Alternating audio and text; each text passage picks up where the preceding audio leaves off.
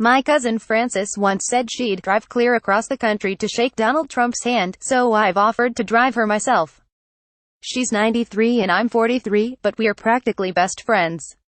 Frances and I are like a lot of families these days. Her politics veer right, while I veer sensible. Oh please, she says. She thinks Trump is saving America, while I think he's selling it to the highest bidder. After the 2016 election, I said some nasty things and we didn't speak for weeks, something we both regretted. Bryan Mealer. Photograph. Wyatt McSpadden We vowed never to let toxic politics divide us again.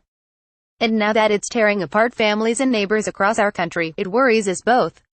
That's why on the 18th of March, we're renting a car and driving 1,700 miles from Big Spring, Texas, our hometown, to the White House to try and meet President Trump. We're stopping at many places along the way, talking with a broad spectrum of people who make up this country. We'll stop at truck stops, bars, and ice cream parlors. We're set to talk to reporters, local activists, and clergy. We are calling it the We want to meet right-wing radio hosts, imams, evangelicals, gun lovers, activists, teachers, and anyone else who can challenge our respective ideologies and spark conversation.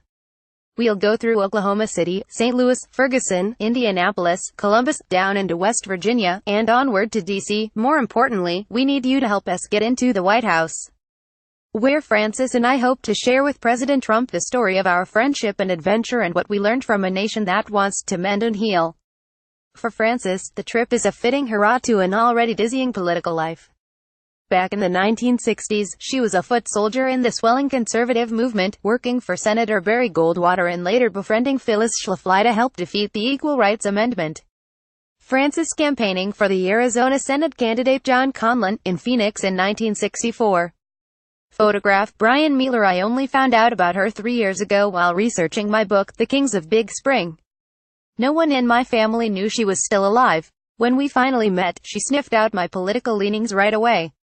I'm the only Democrat in my family, so I've long grown accustomed to defending my beliefs around a dinner table. But Frances was ruthless. You mean you're one of those liberals? She asked, shocked that someone in her family could be like the dummies depicted on Fox News, which is on every time I call her. In fact, I'm pretty sure I'm the only liberal she knows. To me, Frances was just another Republican undeterred by the facts. When I told friends about our budding friendship, many were shocked that I even had the stomach to tolerate her.